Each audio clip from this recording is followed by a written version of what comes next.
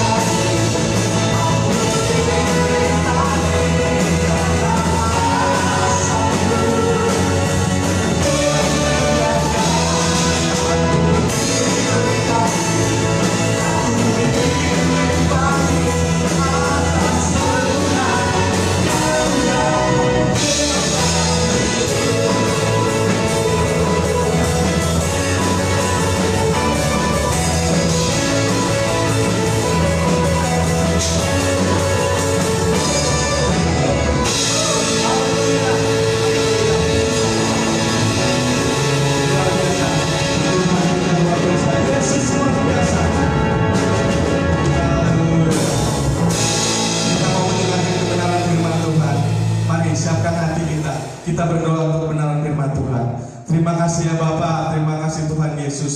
Kami sudah memuji-muji Kau di pagi hari ini. Kami rindu sekali Tuhan, kami rindu akan kebenaran firman-Mu. Kami rindu mendengar suara-Mu ya Tuhan. Kami rindu ingin tahu sebenarnya isi hati-Mu Tuhan Yesus. Haleluya, haleluya. Terima kasih Tuhan Yesus. Berbicara pada pagi hari ini Tuhan kepada kami. Bukalah hati kami Tuhan, bukalah telinga kami agar kami mendengar benar-benar sungguh-sungguh firman-Mu ya Tuhan Yesus. Dan biarlah firman-Mu benar-benar tertanam di dalam hati kami, merema di dalam hati kami Tuhan Yesus. Terima kasih, terima kasih. Berkati hamba Tuhan yang menyampaikan kebenaran firman ini Tuhan Yesus. Biarlah firman yang disampaikan benar-benar oleh Tuhan berasal daripada Tuhan dan benar-benar berguna bagi kami dalam menjalani hidup kami Tuhan. Terima kasih Tuhan Yesus. Berikan hikmat daripada-Mu ya Tuhan. Terima kasih. Dalam nama Tuhan Yesus kami sambut firman-Mu. Haleluya. Amin.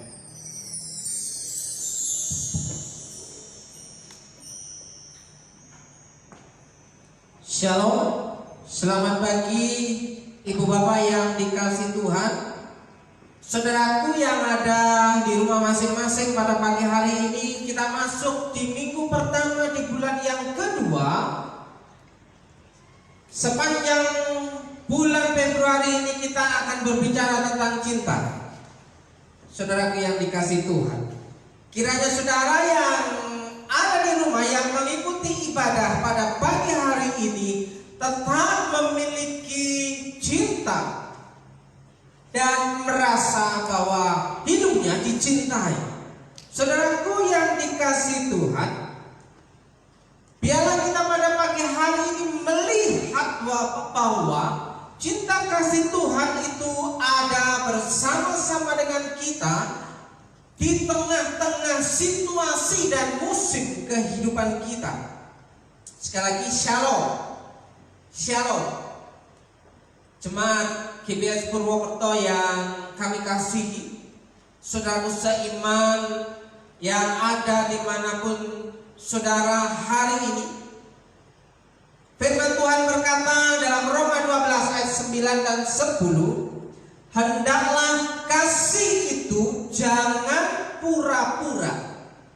Sekali lagi, hendaklah kasih itu jangan pura-pura. Jauhilah yang jahat dan lakukanlah yang baik. Hendaklah kamu saling mengasihi sebagai saudara dan saling mendahului dalam memberi hormat. Yang hendak jadi penekanan kita pada pagi hari ini, hendaklah kasih itu jangan pura-pura, saudaraku. Dan kali ini kita akan berbicara tentang jatuh cinta.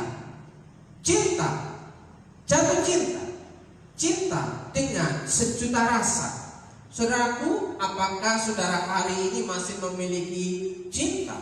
Sehingga cinta itu membuat hidup saudara memiliki rasa yang nyaman, rasa yang enak. Dan cinta itu membuat hidup saudara bersemangat, saudaraku yang dikasihi Tuhan. Hendaklah kasihmu jangan pura-pura. Saudaraku yang dikasihi Tuhan, dengan cinta sejuta rasa. Cinta dengan setia, jujur, taat, dan rasa sayang yang memungkinkan kita, orang yang percaya, dapat hidup dalam perkenanan Allah. Saudaraku yang dikasihi Tuhan, jika kita mengimani, mempercayai bahwa tahun ini di tengah-tengah musim kehidupan kita, di tengah-tengah bangsa ini, kita masih punya pengharapan bahwa tahun ini adalah tahun rahmat Tuhan, di mana kemurahan Allah, di mana cinta kasih Allah itu tetap menjadi bagian hidup saudara. Cinta sejuta rasa dengan setia, jujur, taat, dan rasa sayang, saudara akan menikmati gairah hidup. Hidup saudara akan selalu bergairah, hidup saudara akan selalu berkobar-kobar, hidup saudara akan punya semangat walaupun di tengah-tengah beban kehidupan yang saudara tanggung hari-hari ini. Saudaraku yang dikasihi Tuhan, jika kita mengenang, ya, menikmati sebuah lagu tentang jatuh cinta, kita seringkali mengingat masa-masa yang sudah-sudah, masa lalu yang sudah kita lewati, bahwa ketika kita sedang berada, sedang merasakan, sedang mengalami rasa jatuh cinta itu, hati kita selalu berkobar-kobar dan berbunga-bunga, sehingga senandung lagu jatuh cinta itu selalu terngiang-ngiang dalam kehidupan kita. Jatuh cinta berjuta rasanya kalau merasa dirinya disayang, kalau merasa dirinya dimanja, sehingga ada rasa-rasa yang menjadi bagian dalam kehidupan kita. Itulah cinta sejuta rasa. Saudaraku yang dikasihi Tuhan, apa yang bisa kita lakukan dengan cinta sejuta rasa? Cinta yang penuh dengan kesetiaan, cinta yang penuh dengan kejujuran, cinta yang penuh dengan ketaatan, cinta yang penuh dengan rasa sayang akan menjadi hidup kita itu lebih bersemangat, saudara. Hal yang pertama yang ingin mau saya katakan adalah bagaimana kita bisa mengasihi Tuhan, bagaimana kita bisa mencintai Tuhan. Dalam Ulangan 6 ayat yang kelima berbicara demikian. Kasihlah Tuhan Allahmu dengan segenap hatimu, dengan segenap hatimu, dan dengan segenap jiwamu, dan dengan segenap kekuatanmu. Saudaraku, hal yang pertama yang harus dan perlu kita alami untuk dapat menikmati cinta sejuta rasa itu menjadi bermakna dan berarti dalam kehidupan kita jika kita bisa mengasihi Tuhan dengan segenap hati. Segenap hati itu penuh, saudaraku, bukan setengah hati. Mencintai Tuhan dengan segenap hati adalah dengan seutuhnya, saudaraku, dengan segenap jiwa dan dengan segenap kekuatan, saudaraku. Kalau sudah berbicara hati, akan menjadi bagian daripada pikiran kita. Jika sudah kita pikirkan, akan berbicara mengenai kekuatan kita untuk melakukan tindakan. Bagaimana kita bisa mengasihi Tuhan? Firman Tuhan berkata, kasihlah Tuhan Allahmu dengan segenap hatimu, dengan segenap jiwamu, dan dengan segenap kekuatanmu. Jika saudara hari ini tidak punya kekuatan untuk datang kepada Tuhan, maka saudara akan mengalami yang namanya kekeringan. Walaupun situasi di tengah-tengah bangsa ini sedang mengalami banyak kebanjiran, tapi jika engkau tidak mempunyai daya dan kekuatan untuk dapat mengasihi Tuhan yang engkau sembah, maka hatimu akan mengalami kekeringan dan kekosongan, dan hidupmu tidak akan memiliki makna. Engkau akan terus-menerus dalam keluhan-keluhan yang membuat hidupmu semakin berat, dan engkau akan yang namanya mengalami merana. Saudaraku, merana itu adalah kangen yang terpendam. Saudaraku, orang yang merana itu tidak pernah jumpa. Orang yang merana itu mengharapkan kerinduannya untuk bertemu langsung dengan orang yang dia kasih, tapi karena tidak kunjung ketemu, maka meranalah hatinya, ya, risau hati. Sehingga ada sebuah lagu yang menyatakan, pilu risau hatiku. Kenapa, saudara? Karena ada sesuatu yang membuat hatinya gundah gulana. Oleh sebab itu saudaraku, untuk dapat menikmati, mengalami cinta sejuta rasa sehingga engkau mengalami jatuh cinta kembali, cinta yang mula-mula kepada Tuhan, engkau harus punya daya menikmati firman Tuhan. Kasihlah Tuhan Allahmu dengan segenap hatimu, dengan segenap jiwamu, dengan segenap kekuatan. Dan Mazmur Daud berkata dalam pasal 31 ayat 24, kasihlah Tuhan hai semua orang yang dikasihi. Jadi saudaraku yang dikasih Tuhan, hanya orang yang bisa menikmati cintanya Tuhan, kasihnya Tuhan, yang benar mengalami bahwa Tuhan sungguh mengasihi hidupnya, maka ia bisa mengasihi Tuhannya.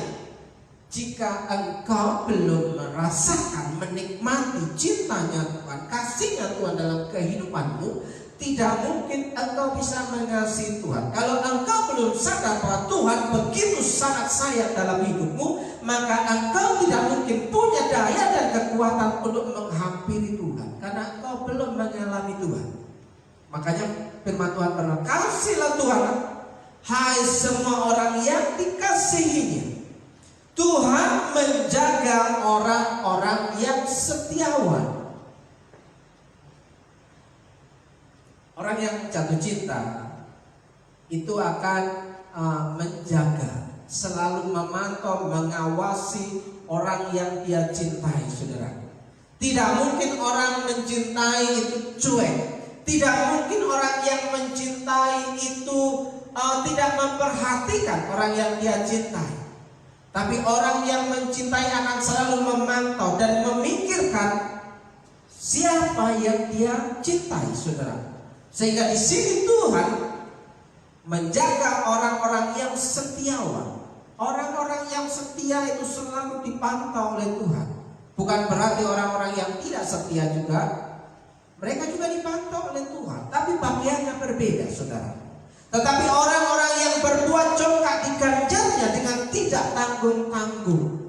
Perhatikan baik-baik bahwa kesetiaan itu punya dampak yang luar biasa dalam kehidupan orang percaya.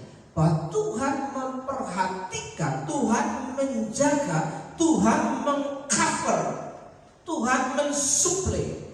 Sehingga ada sebutan bahwa Allah kita itu Jehovah Jireh, Allah yang mencukupi, Allah yang memenuhi, Allah yang mensuplai kehidupan saudara. Sehingga kita percaya bahwa kita hidup sebagai orang yang percaya, yang setiawan. Itu dikatakan bahwa hidupmu terpelihara oleh karena berkat kemurahan Tuhan. Hidupmu terpelihara karena rahmat Tuhan itu menjadi bagian saudara. Jika kau percaya bahwa hari esok masih ada harapan, saudara. Tapi bagi orang-orang yang berbuat congkak ini mengandung makna bahwa dia tidak butuh Tuhan lagi, dia tidak mau menghampiri Tuhan, dia tidak mau datang kepada Tuhan, sehingga dia mengabaikan Tuhan. Maka di sini dikatakan diganjarnya dengan tidak tanggung-tanggung. Jangan sampai kita menjadi orang yang mendapatkan ganjaran yang tidak tanggung-tanggung karena ketidaksetiaan kita kepada Tuhan. Bukan berarti di situ Tuhan itu pendendam. Karena firman Tuhan itu sudah jelas berkata bahwa untuk orang yang setia mendapatkan bagian yang terbaik, dan untuk orang yang tidak setia dengan tidak tanggung diganjarnya dengan sesuai apa yang dia perbuat. Saudaraku yang dikasih Tuhan, saudaraku yang dikasih Tuhan, kasihlah Tuhan Allahmu dengan segenap hatimu, dengan segenap jiwamu, pikiranmu, dengan segenap kekuatanmu, dayamu, untuk dapat engkau mengasihi Tuhan. Maka firman Tuhan dalam Yeremia 31 ayat yang ketiga berkata demikian, dari jauh Tuhan menampakkan diri kepadanya, aku mengasihi engkau dengan kasih yang kekal. Itu berbicara masalah kasih yang abadi. kasih sepanjang zaman, cinta non-stop, saudaraku. Sebab itu aku melanjutkan kasih setiaku kepadamu. Aku mengasihi engkau dengan kasih yang kekal. Itu janji Tuhan. Itu kata yang paling dahsyat, romantis dalam kehidupan kisah kasih antara Allah dan umatnya yang percaya. Saudaraku yang dikasihi Tuhan, sejak dulu aku selalu mengasihi kamu. Pada dasarnya sejak dari dahulu, sejak kita masih berdosa, itu dikatakan bahwa Yesus telah mati untuk kita. Tidak menunggu kita berobat baru Yesus mengadakan pengorbanan di kayu salib, mengadakan misinya di dunia ini. Tapi sebelum kita bertobat, sejak kita jatuh dalam dosa, Allah telah mengutus anaknya yang tunggal. Karena begitu besar kasih Allah akan dunia ini, sehingga ia mengaruniakan anaknya yang tunggal, supaya barang siapa yang percaya kepadanya, ia beroleh hidup yang kekal. Sebelum engkau bertobat, Allah sudah mengasihimu. Sejak dulu aku selalu mengasihi kamu, dan untuk seterusnya aku akan tetap menunjukkan bahwa aku selalu mengasihi kamu. Itulah cinta Tuhan. Tak lekang oleh waktu, tak terpengaruh oleh suasana dunia ini, saudaraku. Apapun yang terjadi di setiap musim kehidupan kita, bahwa Tuhan itu akan selalu mengasihi kita dan menunjukkan bahwa cinta kasihnya itu tak akan pernah putus. Saudaraku, itu cinta kasih Tuhan. Bagaimana dengan cinta kasih kita, saudara? Bagaimana dengan saudara? Jika pada waktu kasus Tuhan Yesus berkata, mempertanyakan kepada Simon Petrus, saudaraku,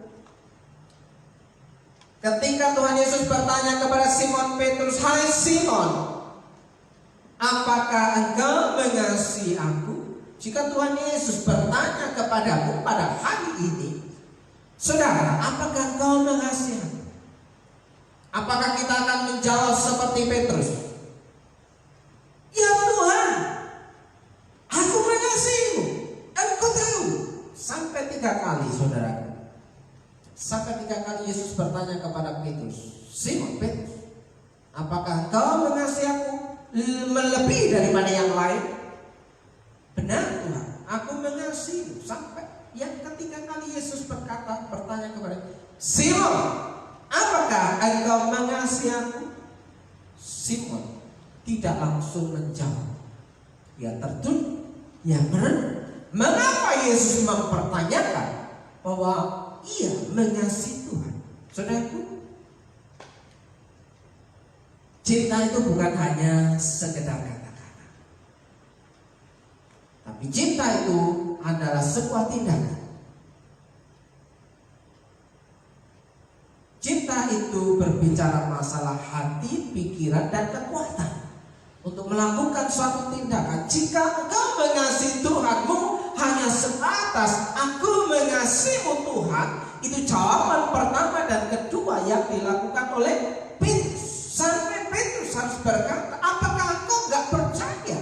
Bukankah itu kata-kata yang sering diucapkan oleh orang yang sedang menembak lawan jenisnya? "Benarkah kamu mencintaiku?" Wow, jangankan gunung akan kudaki. Padahal saudara gak pernah sekalipun dia mendaki gunung, ya. Lautan pun akan kuseberangi, renang pun tidak bisa. Mau menyeberang lautan, melihat ombak aja sudah mengalami ketakutan, apalagi mau menyeberang lautan, saudaraku. Omong kosong jika kita mau berkata-kata bahwa cinta dengan sejuta rasa kita kepada Tuhan, tapi dengan tindakan 0%.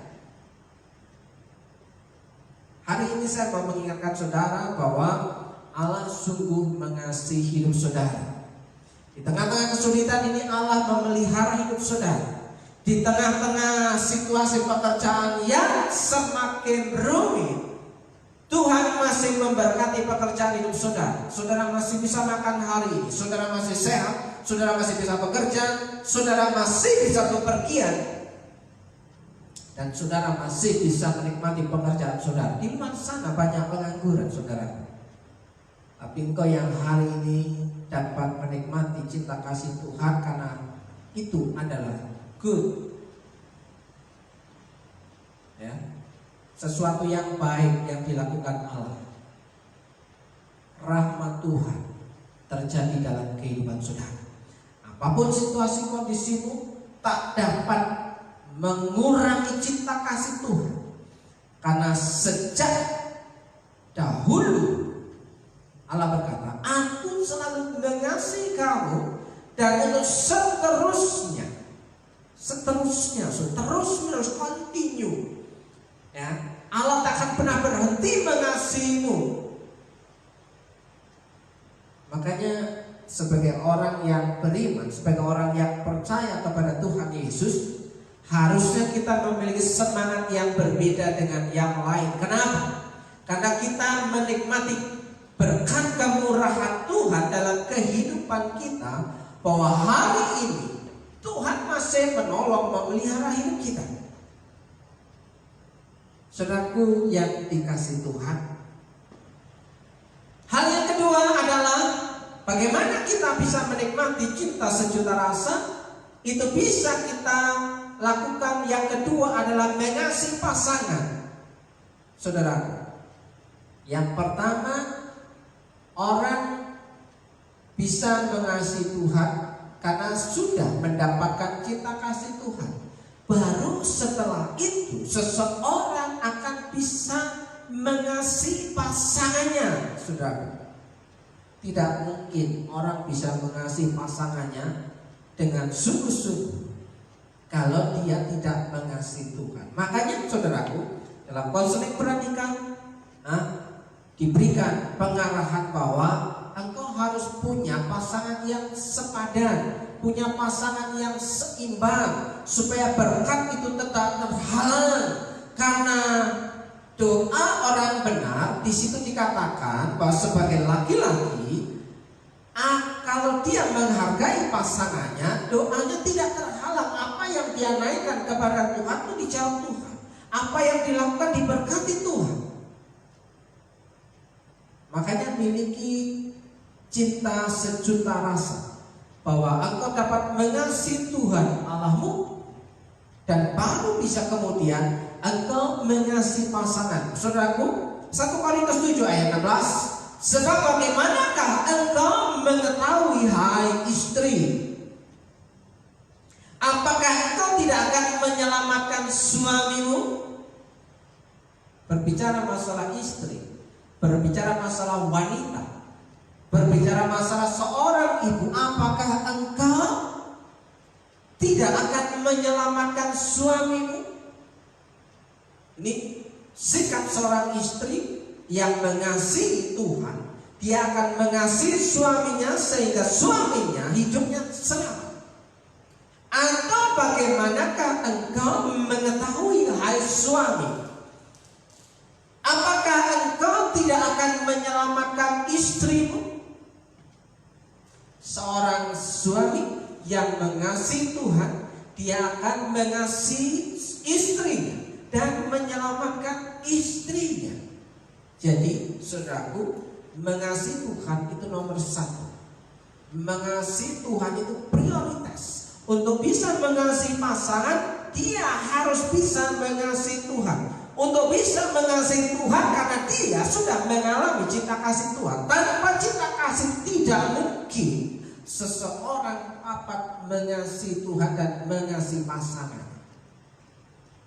Perhatikan baik-baik Efesus 5 ayat 25.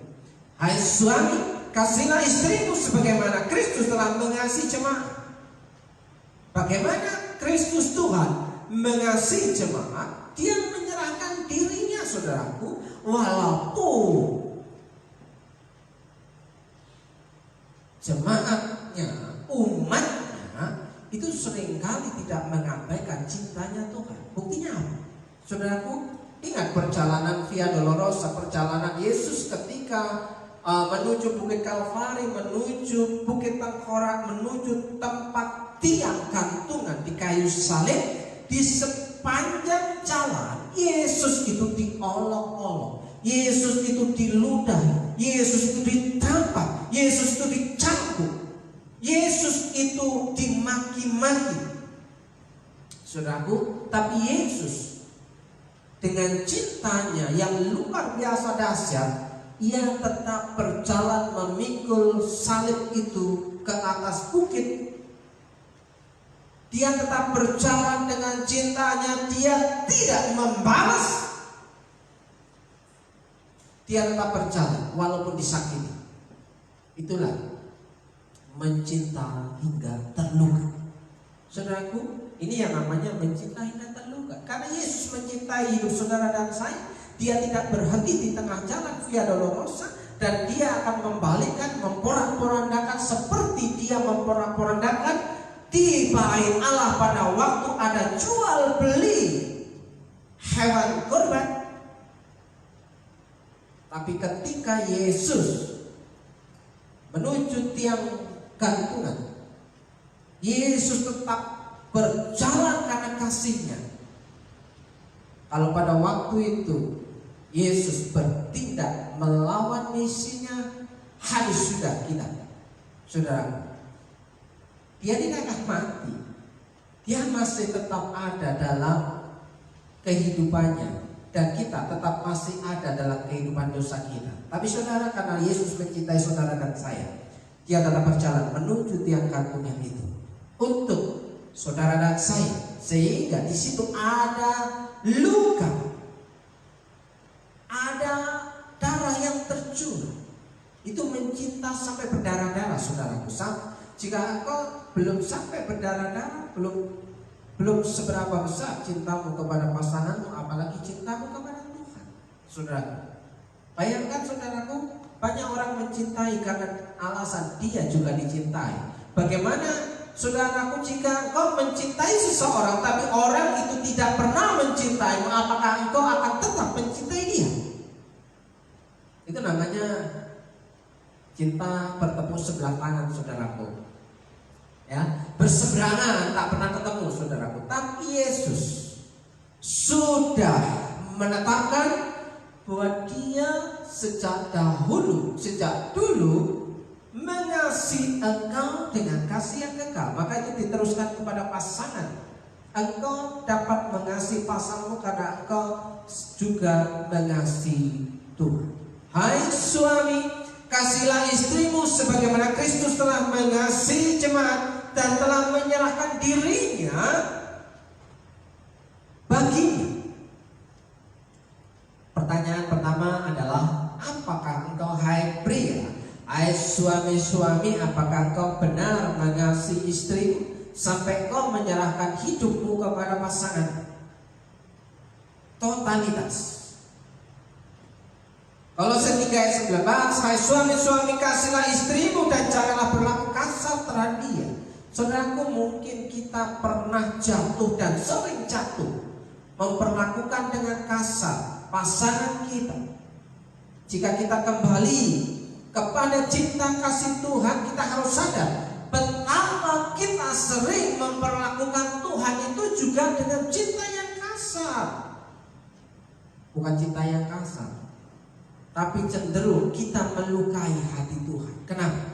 Kita seringkali menolak panggilannya, kita seringkali mengeluh, kita seringkali membuat Tuhan terluka, kita seringkali mengabaikan perhatian Tuhan. Kita mau hidup sendiri, memperhatikan diri sendiri, bagaimana kemauan kita dituruti. Betapa egoisnya kita, saudara. Saudara yang dikasih Tuhan. Hal yang ketiga, jika saudara menikmati, mengalami cinta sejuta rasa, hal yang ketiga adalah saudara bisa mengasihi sesama. Ingat, pertama, kita harus bisa mengasihi Tuhan. Dan yang kedua, kita harus bisa mengasihi pasangan. Dan yang ketiga, kita harus bisa mengasihi sesama. Orang bisa mengasihi sesamanya orang lain tanpa ada ikatan saudara, ikatan darah saudara kandung. Orang di luar sana kalau dia juga bisa mengasihi pasangannya. Orang bisa mengasihi pasangan kalau dia bisa mengasihi Tuhan. Orang bisa mengasihi Tuhan kalau dia tahu dan sadar bahwa Tuhan sangat mengasihi hidupnya. Tidak mungkin orang bisa mengasihi sesamanya kalau orang itu tidak mengasihi Tuhan. Makanya sini Imamat 19 ayat 18, janganlah engkau menuntut balas. Coba perhatikan apakah kita selama ini melakukan firman Tuhan. Janganlah engkau menuntut balas, dan janganlah menaruh dendam terhadap orang-orang sebangsamu. Jangan membalas dendam dan jangan membenci orang lain, maksudnya saudara. Melainkan kasihlah sesama manusia seperti dirimu sendiri. Akulah Tuhan yang berfirman. Jangan membalas dendam dan jangan membenci orang lain. Janganlah engkau menuntut balas dan janganlah menaruh dendam terhadap orang yang melukaimu, yang menyakitimu. Ini sangat berat, saudaraku. Jika kita sudah terluka, maka kita akan enggan untuk bertemu muka dengan orang yang kita anggap bahwa dia adalah orang yang sangat-sangat melukai hati kita. Kita akan sangat berat untuk menyapa, kita akan sangat berat untuk menegurnya. Saudaraku, firman Tuhan di sini berkata, janganlah engkau menuntut balas dan janganlah menaruh dendam terhadap orang. Ini yang membuat hidup kita mengalami gangguan. Gangguan secara emosional, gangguan secara pikiran, gangguan secara kesehatan, dan gangguan secara finansial. Jika hatimu penuh dengan dendam kesumat, maka saya bisa pastikan bahwa itu akan mempengaruhi kesehatanmu yang pertama, yang kedua akan mempengaruhi keluargamu, yang ketiga akan mempengaruhi kondisi keuangan. Saudara, ingat firman Tuhan berkata, hati yang gembira adalah obat yang manjur. Obat yang manjur itu apa saja, saudara? Bisa karena sakit penyakitmu, karena engkau memiliki hati yang gembira, ya, zat endorfin yang ada dalam tubuh saudara akan meningkat, sehingga adrenalin saudara meningkat, akan membuat imunitas saudara meningkat, maka sehatlah saudara. Hati yang gembira adalah obat. Dengan tubuh yang sehat, saudara bisa bekerja dengan maksimal, saudaraku. Saudara bisa melakukan aktivitas saudara dengan leluasa, sehingga hasil yang saudara harapkan itu akan memuaskan hati saudara. Makanya di sini nanti kita akan melihat bahwa hati menentukan keberuntungan seseorang. Saudaraku yang dikasihi Tuhan, hal yang selanjutnya, berbicara masalah sesama, berbicara masalah friendship, berbicara masalah persahabatan, saudaraku. Persahabatan itu diibaratkan seperti kepompong katanya, yang pada mulanya adalah seperti menjijikan. Karena apa? Yang berbeda itu dikatakan teori metamorfosis, ya, bahwa kupu-kupu itu terjadi karena ada perubahan dari ulat yang menjadi kepompong, akhirnya berubah menjadi kupu-kupu, dan di situ bertelur lagi menjadi benih ulat lagi, berputar demikian, saudara. Tapi saudara, itulah siklus kehidupan. Nah, di sini mengasihi sesama, berbicara masalah hubungan dengan orang lain. Saudara, saya akan memberikan satu contoh tentang friendship yang luar biasa, soulmate, ya. Ada sesuatu yang indah dalam persahabatan yang dialami oleh Daud dan Yonatan. Saudara, dalam kisah di 1 Samuel ayat 18 ayat 1 sampai dengan 4 diceritakan demikian. Ketika Daud habis berbicara dengan Saul, berpadulah jiwa Yonatan dengan jiwa Daud, berpadulah. Itu melekat, saudaraku. JS, ya. Siapa yang menjadi JS saudara hari ini? Apakah saudara merasa bahwa saudara tidak punya teman, saudara tidak punya sahabat, atau saudara mempunyai teman dekat yang bisa menerima keluh kesahmu? Itulah keindahan dari cinta sejuta rasa yang dari mencintai Tuhan, mencintai pasangan, dan mencintai sesama, sampai terjadi persahabatan yang indah seperti Yonatan dan Daud, saudara. Berpadulah jiwa Yonatan dengan jiwa Daud, dan Yonatan mengasihi dia seperti jiwanya sendiri. Jadi dalam persahabatan dengan orang lain itu juga berbicara masalah mengasihi seperti dirinya sendiri, ya. Dengan segera dikatakan terjalinlah rasa kasih mengasihi di antara mereka, antara Daud dan Yonatan. Saudaraku, bisakah kita mengalami kasih seperti yang dialami oleh Yonatan dan Daud? Walaupun mereka bukan sehubungan, bukan termasuk bagian saudara kandung pada waktu ketemu di satu musim, tapi ada satu yang namanya chemistry, klik antara Daud dan Yonatan. Maka mereka membangun persahabatan. Dan yang ayat kedua, pada hari itu Saul membawa dia dan tidak membiarkannya pulang ke rumah ayahnya. Ini Saul, ayahnya Yonatan. Yonatan mengikat perjanjian dengan Daud. Ada ikatan perjanjian dengan Daud karena ia mengasihi dia seperti dirinya sendiri. Jadi saudara, persahabatan dengan orang lain sebisa mungkin, jika engkau punya chemistry dan klik, engkau mengikat perjanjian seperti kau mengasihi dirimu sendiri, kau juga mengasihi orang lain. Dibuktikan pada ayat yang keempat, Yonatan menanggalkan jubah yang dipakainya dan memberikannya kepada Daud, juga baju perangnya sampai pedangnya, panahnya, dan ikat pinggangnya. Jadi saudaraku, untuk bisa mengasihi orang lain seperti mengasihi diri sendiri adalah jika kita bisa mengasihi Tuhan dengan segenap hati, segenap jiwa, dengan segenap kekuatan, maka kita bisa melakukan hal yang sama dengan orang lain. Mengasihi bukan sekedar berkata kasihan dia, ya, dia tidak makan, oh dia bangkrut, oh dia sedang menderita, oh dia sakit, kasihan sekali. Itu bukan kasih, saudaraku. Hanya sekedar kata-kata kasih yang tidak punya makna. Kasih yang punya makna berbicara masalah tindakan seperti yang dilakukan Yonatan. Yonatan menanggalkan jubah yang dipakainya. Dia berbagi hidup dengan sahabatnya, memberikan kepada dia baju perangnya, sampai pedangnya, panahnya, dan ikat pinggangnya. Artinya apa? Dia menjaga dan memberikan kekuatannya kepada sahabatnya Daud, saudara. Itulah prinsip. Orang bisa mengasihi sesamanya dengan sungguh-sungguh jika dia juga bisa memberikan hidupnya bagi orang lain.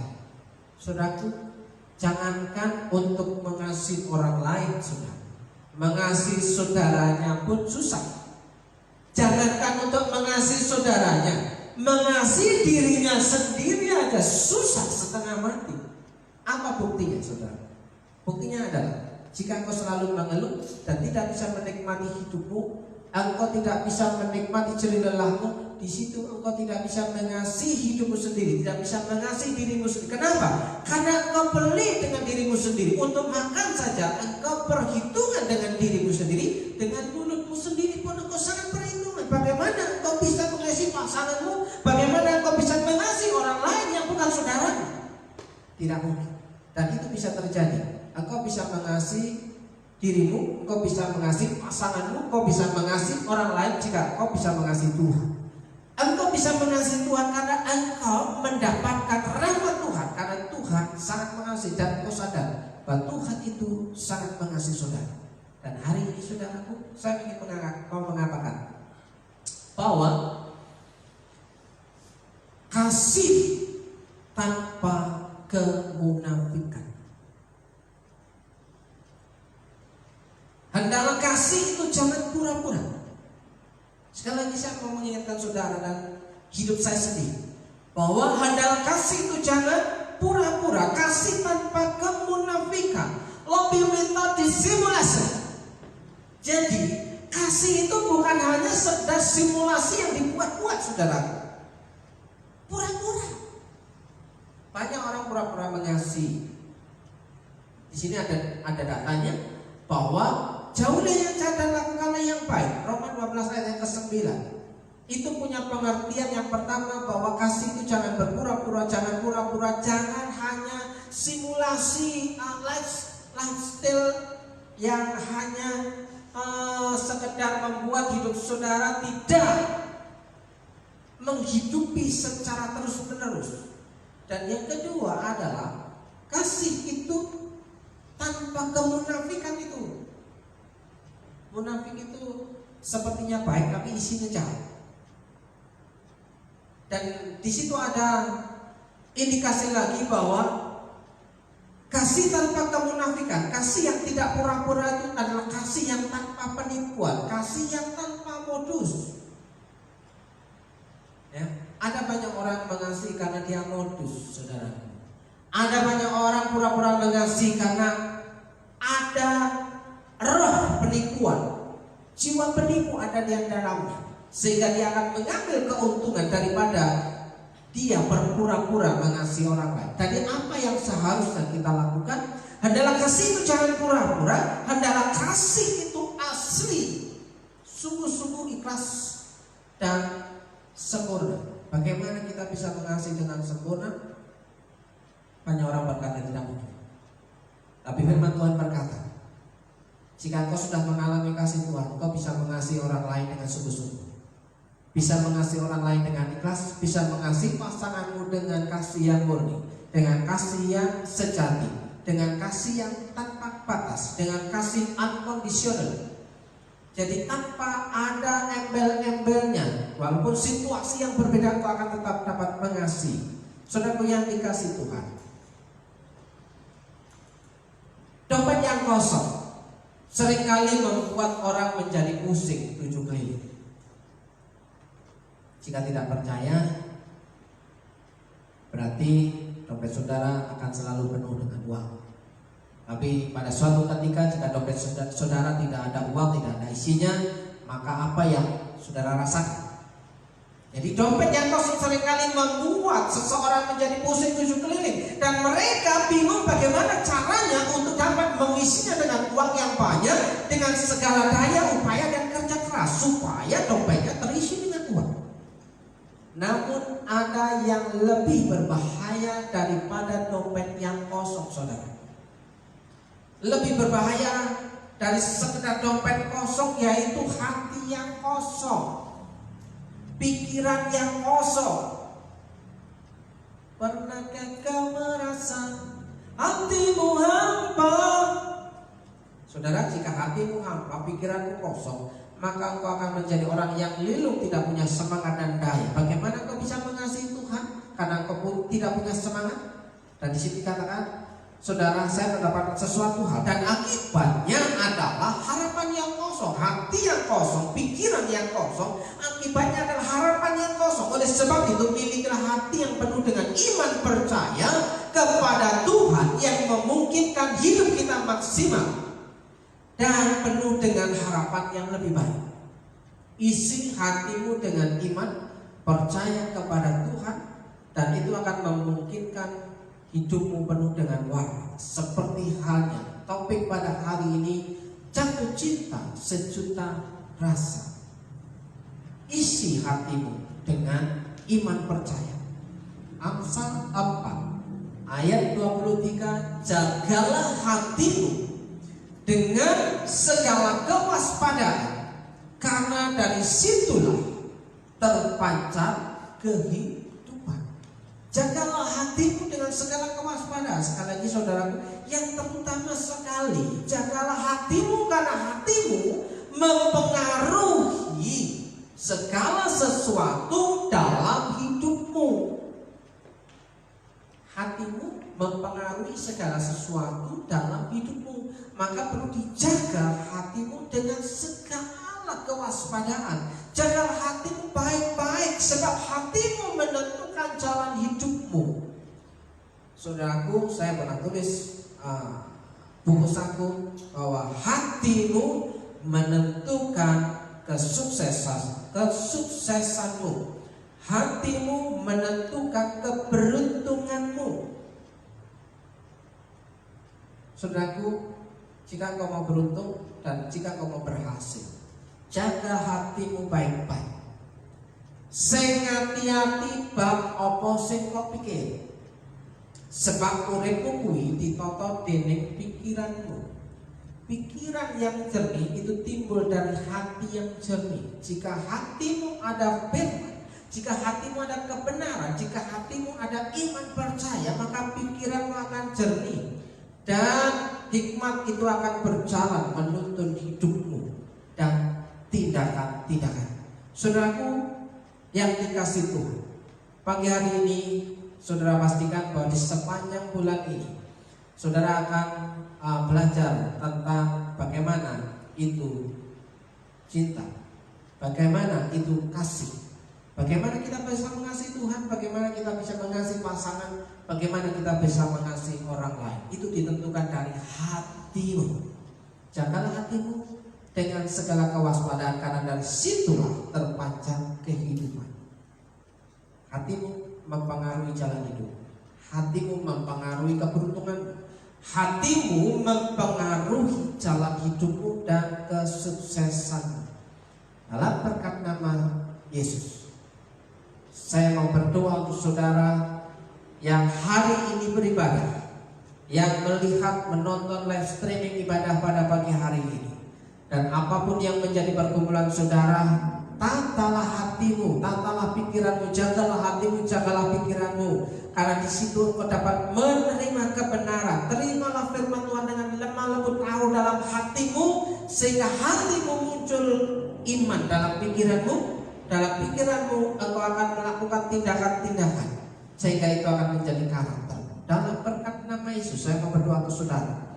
Jika saudara percaya hari ini bahwa firman Tuhan hari ini sanggup mengubahkan hidupmu, sanggup mengubahkan rumah tanggamu, sanggup mengubahkan keberhasilan usaha dan pekerjaan, di dalam berkat nama Yesus, engkau yang hari ini bergumul dengan pekerjaanmu, kiranya Tuhan menolong, memberkati, menopang, menunjukkan jalan yang tepat apa yang harus engkau kerjakan dan engkau buat. Karena Tuhan sangat mengasihi hidup saudara dan bahkan sangat memperhatikan hidup saudara, sehingga Ia melihat bahwa saudara itu layak untuk mendapatkan cinta kasih Tuhan. Apapun yang menjadi kesulitan pekerjaanmu, Tuhan sanggup membukakan jalan. Jika engkau mau menerima hal yang benar ini daripada Allah, maka mukjizat itu akan menjadi bagian dalam berkat nama Yesus. Mungkin dunia berkata sulit memiliki keuntungan, sulit mengambil keuntungan, sulit untuk menerima sebuah keuntungan dalam usaha. Tapi saya mau berkata kepada saudara, apapun yang kau kerjakan, jika kau percaya kepada Tuhan, hatimu tertata dan kau mengasihi Tuhan, maka rahmat Tuhan, keberuntungan dan keberhasilan itu menjadi bagian saudara. Kau akan menikmati berkat cinta kasih Tuhan dalam kehidupan saudara. Dan kau yang hari ini berkumpul dengan pasanganmu, dengan keluargamu, saya mau katakan bahwa Tuhan sanggup memulihkan hidupmu, Tuhan sanggup memulihkan keluargamu, Tuhan sanggup membuat rumah tanggamu diberkati oleh Tuhan dalam berkat nama Yesus. Jika kau hari ini bergumul dengan sakit penyakitmu, ketika kau percaya, Tuhan ini aku, angkat sakit penyakitku, jamah sembuhkan. Dalam berkat nama Yesus, jika kau percaya, Tuhan sanggup memulihkan kesehatanmu dan hidupmu dalam berkat nama Yesus. Saudaraku yang dikasih Tuhan, saat ini terimalah doa berkat untuk saudara. Kita mau mengakhiri ibadah kita pada pagi hari ini. Jika engkau baik-baik mendengarkan suara Tuhan Allahmu dan melakukannya dengan setia, segala perintahnya yang kau sampaikan kepada pada hari ini, maka Tuhan Allahmu akan mengangkat engkau di atas segala bangsa di bumi. Segala berkat ini akan datang kepadamu dan menjadi bagianmu jika engkau mendengarkan suara Tuhan Allahmu. Dalam berkat nama Yesus, diberkatilah engkau dimanapun engkau berada. Tuhan memberkati engkau dan melindungi engkau. Tuhan menyinari engkau dengan wajahnya. Tuhan memberi engkau kasih karunia. Tuhan menghadapkan wajahnya kepadamu dan memberi engkau damai sejahtera. Diberkati engkau dalam berkat nama Yesus. Diberkati hidupmu, diberkati pasangan, diberkati keluargamu, diberkati suamimu, diberkati istrimu, diberkati anak-anakmu. Seisi rumahmu Tuhan sanggup memenuhi segala kebutuhan dalam berkat nama engkau yang percaya bahwa rumah tangga maka terpelihara oleh Tuhan. Dalam berkat nama Yesus, diberkati usahamu, diberkati pekerjaanmu. Apapun yang terjadi, setiap kau tetap setia kepada Tuhan. Tuhan sanggup membuat usahamu, pekerjaanmu mengalami keberuntungan dan keberhasilan. Walaupun engkau merasa bahwa itu tidak mungkin, tapi ketika engkau percaya, Tuhan sanggup memberkati dan mencukupkan apa yang jadi kebutuhan saudara. Dalam berkat nama Yesus, ketika hari ini saat ini kau percaya, maka Tuhan sanggup mengubahkan hidup saudara. Dalam nama Yesus, saudara yang percaya bahwa Allah kita adalah Allah yang dahsyat luar biasa dan sanggup mengubah, memberkati kehidupan saudara yang tidak baik menjadi baik.